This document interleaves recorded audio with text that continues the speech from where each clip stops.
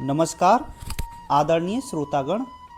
आज मैं आपके सामने श्रीमद् भगवद गीता के दूसरे अध्याय सांख्य योग का संदेश रखने जा रहा हूँ। गीता के दूसरे अध्याय में श्री कृष्ण अर्जुन को समझाते हैं, वह शरीर नहीं बल्कि आत्मा है। शरीर नश्वर है लेकिन आत्मा कभी नहीं मरती, इसलिए मृत्यु से डरना या शोक करना गलत है। जब महाभारत के युद्ध भूमि कुरुक्षेत्र में अर्जुन गहरे शोक और मोह में डूबे हुए हैं, वह अपने ही स्वजनों, गुरुओं और मित्रों को सामने देखकर युद्ध करने से इनकार कर देते हैं। उनका मन करुणा, भय और भ्रम से भर जाता है। तब वह श्री कृष्ण से कहते हैं, मैं नहीं जानता कि मेरे लिए क्या उचित है, इसलिए आप मुझे शरण में लेकर मार्गदर्शन करें।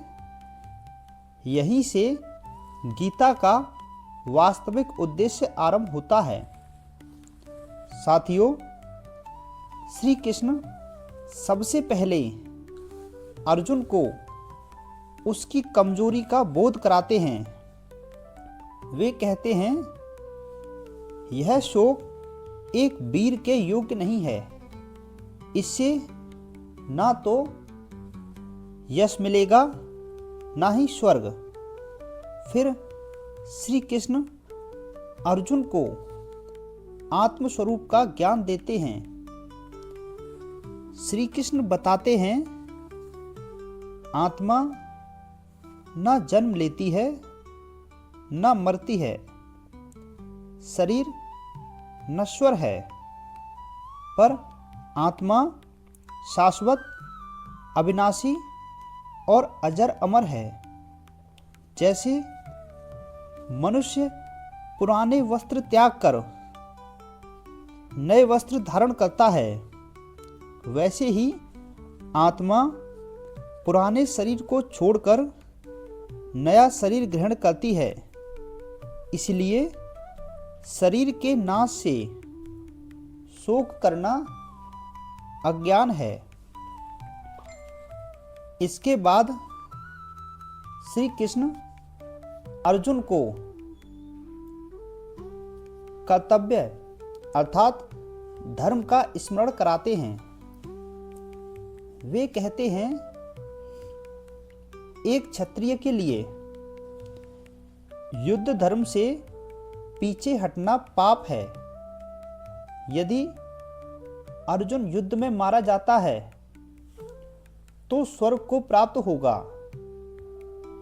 यदि जीतता है तो वह पृथ्वी का राज्य प्राप्त करेगा।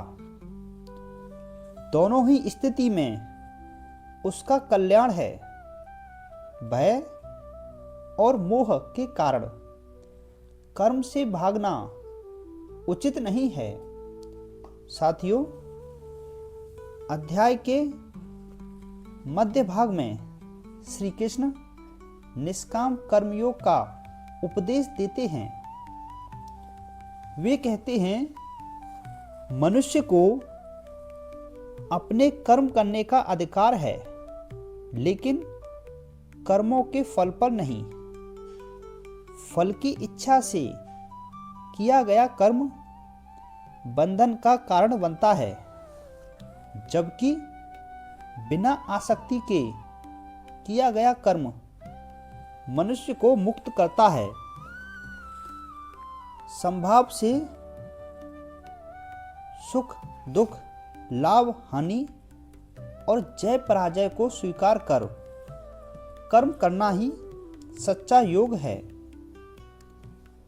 श्री कृष्ण कहते हैं, जो व्यक्ति इंद्रियों पर नियंत्रण रखता है वही स्थिर बुद्धि वाला होता है। इंद्रियों का विषय में अत्यधिक आसक्ति क्रोध, मोह और अंततः पतन का कारण बनती है। इसलिए संयम और विवेक आवश्यक है। अध्याय के अंत में स्थित प्रज्ञ पुरुष का वर्णन किया गया है। स्थित प्रज्ञ पुरुष वह पुरुष है जो इच्छाओं से मुक्त होता है, सुख दुख में विचलित नहीं होता, राग द्वेष से परे रहता है और आत्मज्ञान में स्थित होता है। ऐसा व्यक्ति ही सच्चे शांति और मोक्ष को प्राप्त करता है। साथियों, इस प्रकार गीता का दूसरा अध्याय आत्मा के अमर स्वरूप, कर्तव्य बोध, निष्काम कर्म और मानसिक स्थिरता का गहन दर्शन प्रस्तुत करता है।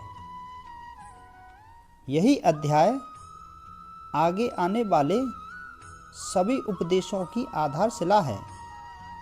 साथियों, यह था गीता के दूसरे अध्याय का सार। इस अध्याय की यात्रा यहीं समाप्त होती है। जय श्री